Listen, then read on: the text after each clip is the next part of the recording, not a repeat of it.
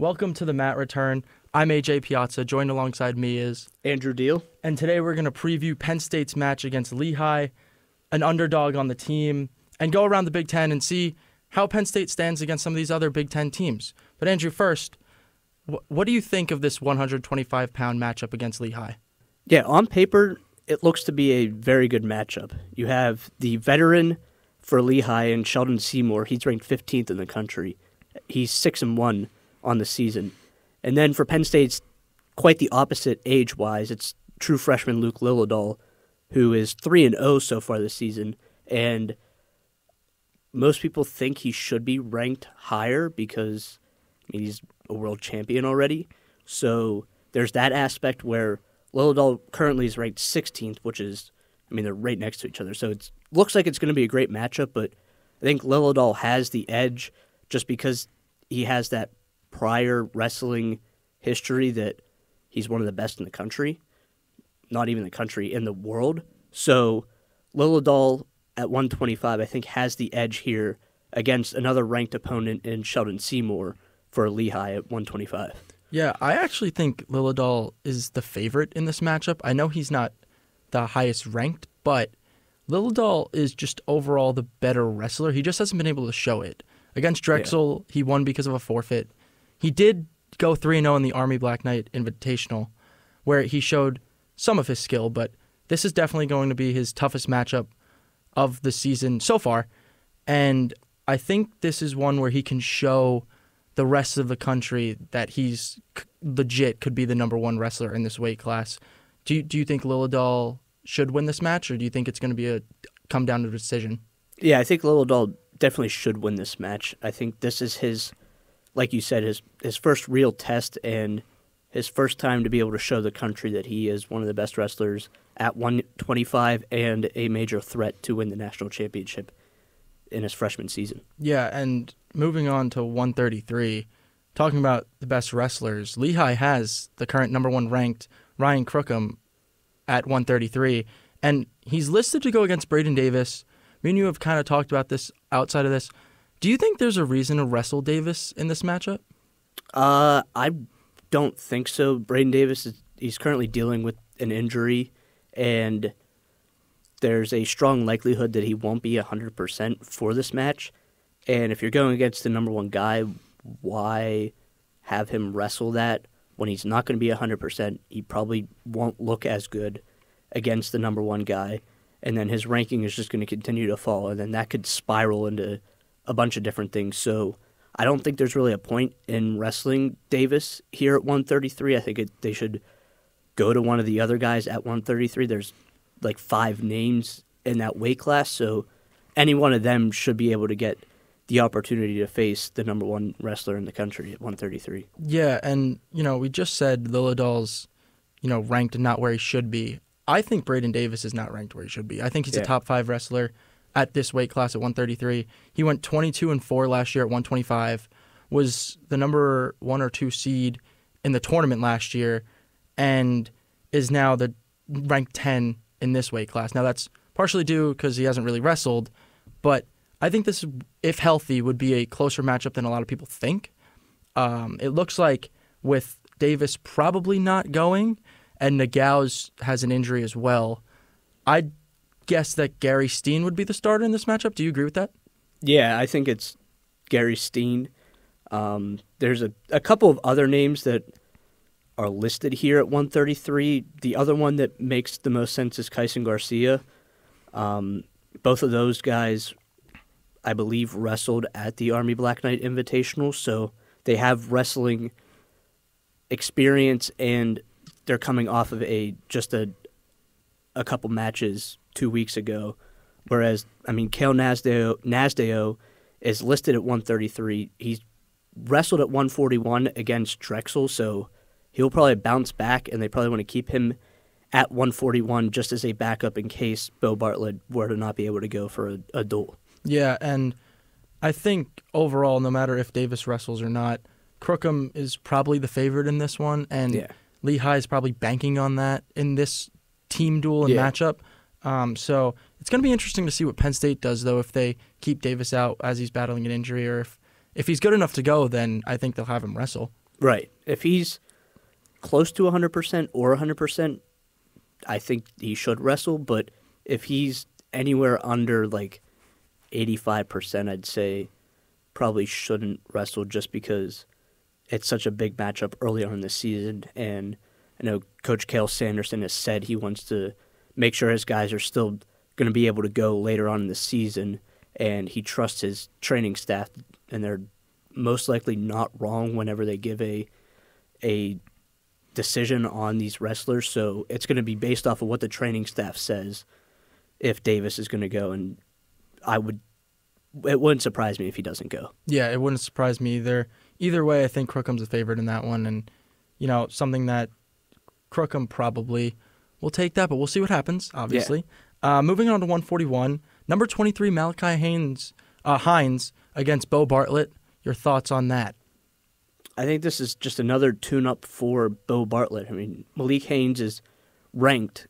He's in the 20s, but he's still ranked, so it's going to be at least a decent matchup. But Bartlett's one of the best in the country, and I think he's going to prove that once again, that he needs to be up there with the names of like Jesse Mendez from Ohio State. And just another tune-up for him. He's 4-0 already this season, and here's a big matchup for him, a ranked matchup, to be able to get going for the rest of the season. And Bartlett definitely has the edge here. Yeah, I think Bo Bartlett, just from him at media and what we've seen on the mat, he wants it bad. He wants to be an NCAA champion, and I think he's going to wrestle on another level this season. Mm-hmm. I wouldn't be surprised if this is just another step in that direction to get with one of the top dogs like Jesse Mendez, who we've seen Bartlett struggle against quite frequently. But this is another reason to show that Bartlett is one of those top dogs if he can beat Hines pretty convincingly. It's going to be his toughest match of the season, though. Yeah. And I think Bartlett will come away with it, but don't sleep on Hines to make it competitive, though, I'd say. 149, Kevin Griffin, ranked number 29, against Shane Van Ness, who's number 2. Do you think Van Ness comes away with this one easily? Or? Yeah, Van Ness has continued to talk about how he feels that he's one of the more powerful wrestlers at 149, and he's shown that so far this season. He's also 4-0, and this battle against Kelvin Griffin, who is ranked 29th in the country at 149, I think he's just going to dominate this early on and really show that he's ready to be back in contention for a national championship. Yeah, and to me, he has a similar mindset to Bo Bartlett, where it's just a little different. Van Ness missed almost all of last season getting injured, and he wants to remind people that he should be at the top of this weight class right now, ranked number 2, but he wants to show that he can be that number 1 guy and wrestle to how he was before the injury. I think he has just a different mindset that he wants to push it, and I think he'll handle business in this one, honestly, pretty easily. And it's not, it'll be his, again, toughest matchup. And I think that's the theme here. Yeah. Lehigh has a lot of very good wrestlers on their team. We already said they have the number 1 ranked, number 15 ranked, 23. Those are all solid level wrestlers. I just think with some of the guys on Penn State's team that we've listed so far, that they're just that much better. Yeah. And I think Van Ness will come away with this one and just show that he's a top dog at 149. 157, number 4, Tyler Kasek against Logan Brzezinski. This starts what is starting to be called in the media world the murderer's row for Penn State wrestling. And Kasek has just dominated this weight class so far, and he even took down Alex Facundo in the Black Knight Invitational. So Kasek at 3-0, I think this starts where Penn State starts to really run away with this. Yeah, and as you said, this is known in the media as the murderer's row, and Kasek does start that. This is where Penn State should dominate, not just Lehigh, but everyone in the rest of the season as the season continues. I think Kasek will end this one early, in my opinion, and this is where I think the dominance will start. As we move on to 165, Thane Lawrence against number 1 Mitchell Messenbrink. Your thoughts on Messenbrink so far? Messenbrink continuing to show what he did last year, and even though he's up a weight class, I'm pretty sure, right? Is he up a weight class? No, I believe he was at 1. Oh, Yeah, I think he. Yeah. No, Haynes wrestled at 157 last year. There are so many jumps in the weight classes that it starts to get a little confusing, I know. especially here when you start to get to these guys that have jumped not only one but multiple weight classes. Yeah. But Messenbrink is very offensive-minded. He's very quick on his feet, and he's just really fast. Yeah. And I think that gets to his opponents really early, and it's just an overall problem for the opponents. And Thane Lawrence, unranked, he's 5-4 this year. I think this one seemingly will end early as well with Messenbrink. Just his ability to score really fast, this could end in the first or second period with a tech fall. Yeah. Messenbrink is what I'd call an offensive wrestler. He likes to get points. He likes to win 18-1 due to tech fall. He likes to win 19-4. Yeah. That's what the scores have really been, and I think that is how it's going to be in this match as well. Messenbrink loves to just get points, and he gets them fast. So I think this will end early as well. Don't know when, but I think it'll definitely end before the third period.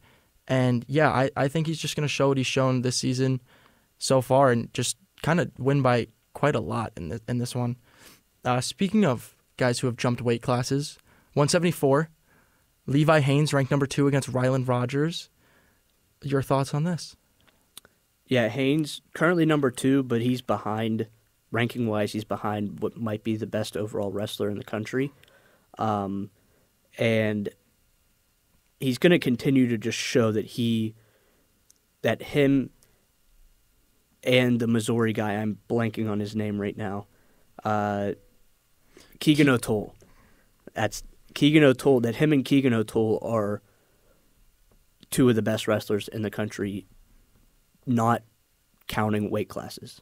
Like, they're going to be 1-2 most likely the whole year, and it's going to be collision course until the final for those two. But they're two of the best wrestlers without, like, pound for pound.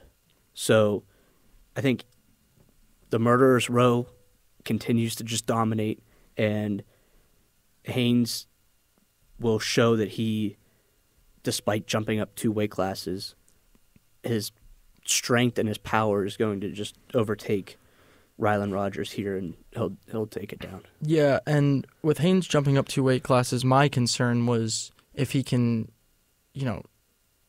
wrestle at the same that he was at 157, because that's such a major jump.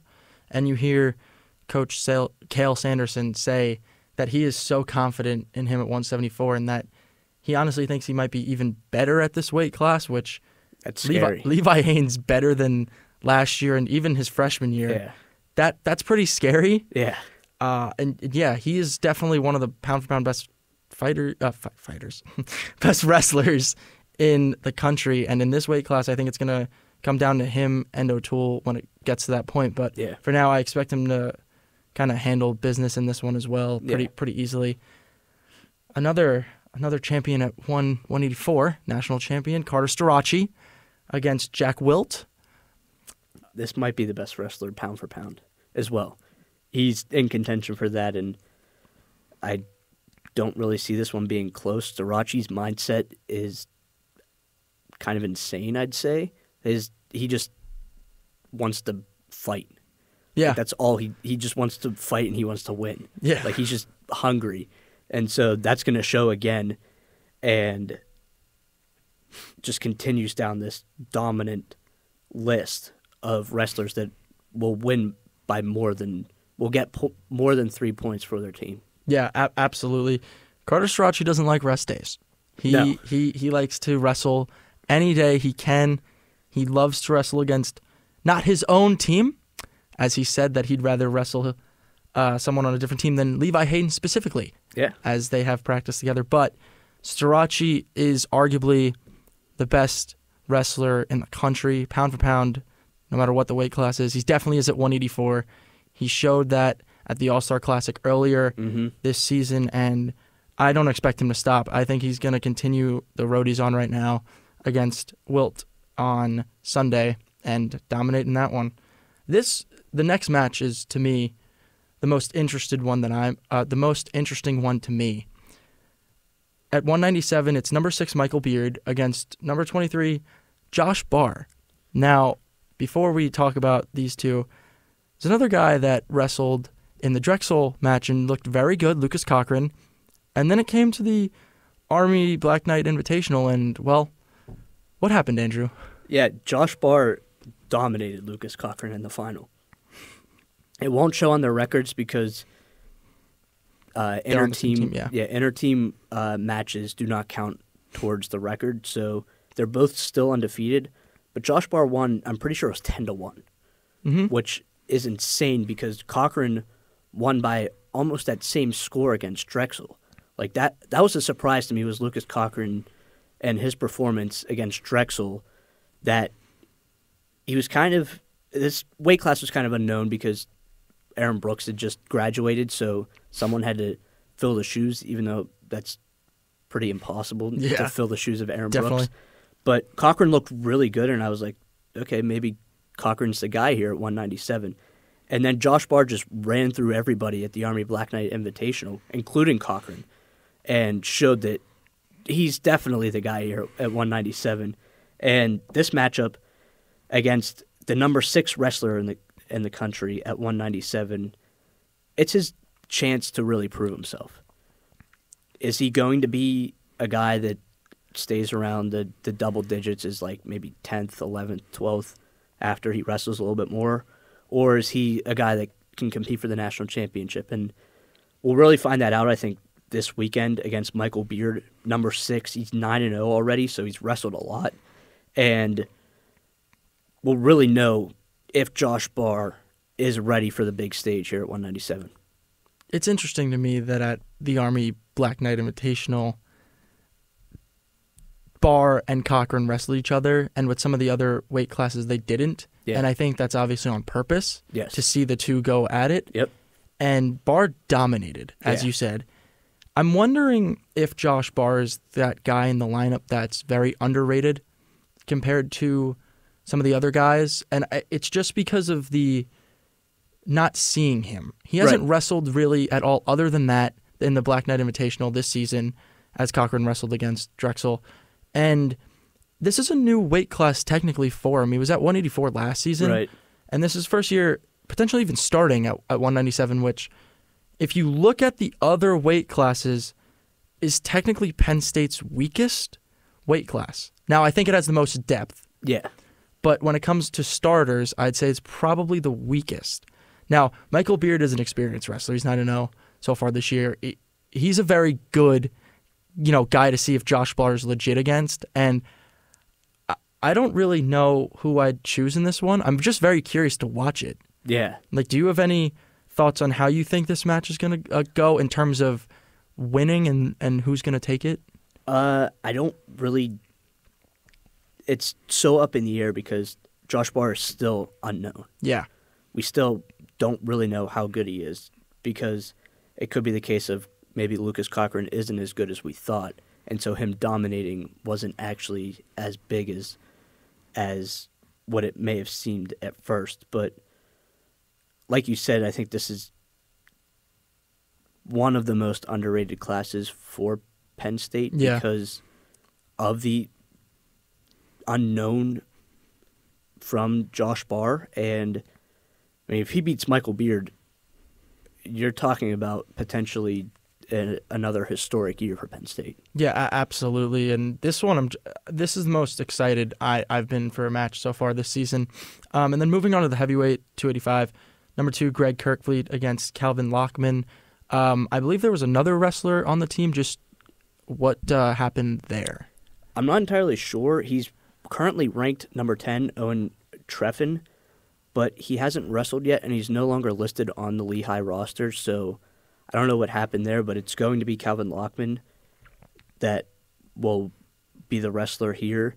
He's 2-3 on the season. This is another case of, I think it's Kirkfleet's just going to dominate and show why him and Gable Stevenson, similar to Haynes and Keegan O'Toole, they're on a collision course for this one being not only the national championship, but also the Big Ten championship. Yeah, I think Kirkfleet's going to take this one pretty easily, I'd say. But I agree with you completely. Kirkfleet and Stevenson are the top two at 285, and it's going to be interesting when we get to see them wrestle, which won't be until the Big Ten. They don't. Right. Minnesota does not go against Penn State during the regular season, but Kirkfleet looked very good at the Black Knight Invitational. Looks solid. Basically, looks like he's on that road to potentially become a back-to-back national championship. I don't know. Gable Stevenson's back. That's gonna.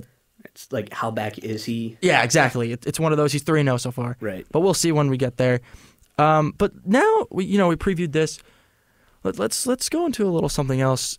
Who is your potential secret weapon / underdog on the roster? I'm not going to go with starter necessarily. You can say a starter, but if you were to pick anyone on the team, who would you say? You can go with a starter if you want. Initially in mind, I had a starter. That's fine.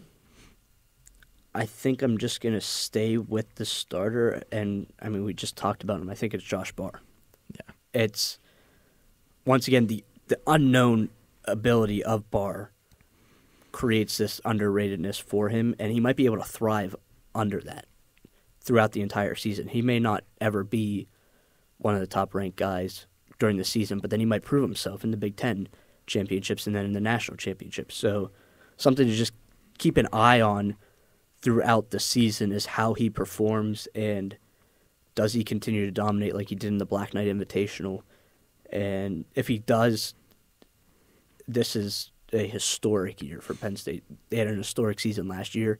It could be even better this year. We've heard Carter Starachi say that he thought the team was incredible last year, but this team might be even better, which... That's crazy. I can't even think how that's possible. Yeah. But he obviously is in there wrestling every day. He sees guys like Josh Barr wrestling. He knows his abilities, and I mean, if this team is better than last year, it's Josh Barr is going to be a big reason for that. Yeah. So I'm going to go with a backup / potential competition. Okay. I'm going to say Alex Facundo. Okay, yeah. I think he's still in a competition with Kazak for 157. I know Tyler Kazak's doing great and definitely should be the starter, but I think Facundo would start anywhere else, and that's kind of how I see it. But I'd say he's probably my underdog just because he doesn't get the recognition that the other guys get on the team because he doesn't start, yet he's really good and probably would start at almost any other school. Yeah. All right. Now, for our final thing, let's look around the Big Ten. If you had to take a team right now, pick a team that is the closest in competition with Penn State, who would you say it is as a team? As a team, I think it's the same team as it's been in years prior. For the Big Ten, the biggest threat is Iowa. Number 2 in the country right now, number 2 in the Big Ten. The Big Ten is just loaded. It has been for years, and it is once again. But they have already played in 3 ranked matchups. Oh, wow. They're 4-0. They started off with Oregon State, and Oregon State is number 23. They won 30-7. Wow. So they're dominating these teams. They then played Stanford, who's number 20. They won 32-9. Closest one was Iowa State. Iowa State is number 12 right now. They only won 21-15. So definitely something to keep an eye on, because theoretically that should have been a little bit bigger of a margin. I mean, only 6 points, that's potentially one matchup. Yeah. So, but there's not really, they don't wrestle again until the Big Ten start. They don't have any duels until the Big Ten season starts, and they start at Wisconsin on January 12th. Oh, so wow. Definitely a little bit of break for these guys. I mean, they've been in 4 duels compared to Penn State's one so far this season, so it's kind of crazy to see that. But I mean, once again, I don't think there's another team that's going to be that close. I think that right now there's Penn State, a pretty big drop-off, then Iowa, then another drop-off, and then the next group of teams. Okay. Okay. I'm going to go into the next drop-off teams because I think you're sleeping on one team, Andrew. I think you're sleeping on one team. That's Nebraska. They're number 4 in the country right now. They're 3-0. They've had one ranked matchup, but their first matchup was against a solid team, in my opinion. They started off the year with a 32-7 win against Utah Valley. Utah Valley has some solid wrestlers in their lineup. Then they wrestled Campbell, won 40-6. Then their ranked matchup was against North Carolina, and that was their biggest margin. Well, one of their biggest margins. Sorry, not their biggest. 34-3. Wow. They won, and that stood out to me because against the ranked opponent, they really dominated and only really allowed them to win one. Yeah. Now, they might not have wrestled all their guys in some of those other matchups, but Nebraska looks really good to start this year, and they do have a decent amount of tournaments and things that they still have until the Big Ten really starts for them. But that North Carolina win really impressed me, and I think they're going to be a team that people are underrating overall. I know they're number 4, and I'm saying underrated, but everyone looks at, as you said, Iowa and Penn State as those top 2, a drop-off, and then those other 2 to 3 teams in that top 5 range. Yeah. I think Nebraska might be able to compete for maybe being in that top tier. I'm really high on them. I think they will be a tough matchup for when they verse Penn State on January 17th at Rec Hall. I'm sorry, that is in Nebraska. That's my bad. But it makes it even tougher. That is. That's a tough. It's a nighttime game, 8 p.m. Central Time. What is that, Eastern Standard Time? 9 p.m. Thanks, appreciate it. 9 p.m. Eastern Standard Time. I think that's going to be, very interesting to see, but don't sleep on Nebraska, Andrew. Don't do that. I won't. I think that it just really shows the depth of the Big Ten. It's insane the number of teams. Penn State and Iowa are 1-2. Nebraska's 4, Ohio State's 5, Michigan's 8, Minnesota's 9. Minnesota will likely continue to rise. They already went from 10 to 9 with Gable Stevenson now, so it's insane how many Big Ten teams are ranked. Like, you even go further down. Illinois 13, they're just out of the top 10. I mean, you have Rutgers at 17, so you have teams that pose a threat to these top 10 teams, and there's just great matchups no matter who you face in the Big Ten once the conference schedule starts. Yeah, and you look at the depth of the Big Ten. 10 of the teams in the Big Ten are undefeated and don't have a loss. Yeah, that's pretty impressive. And I think that just goes to show how dominant the Big Ten is in wrestling overall. And just a reminder: don't sleep on Nebraska. Okay, I won't. But overall, I mean, they have so many ranked teams. Even Rutgers is ranked, and they have 2 losses. Right. But they have so many undefeated teams. Big Ten is known for wrestling. They're the best conference by far. Yeah. And it's going to be interesting to see how once the conference wrestling starts, to see what really happens and how the rankings fluctuate. Yeah. But you got anything else you want to add? Or? I think that's it. Even going further down, Indiana's receiving votes right now. So another team that could sneak into the top 25. And something I just realized, I must have skipped over them when I looked at the rankings before. Lehigh is 21. Yes, they are ranked 21.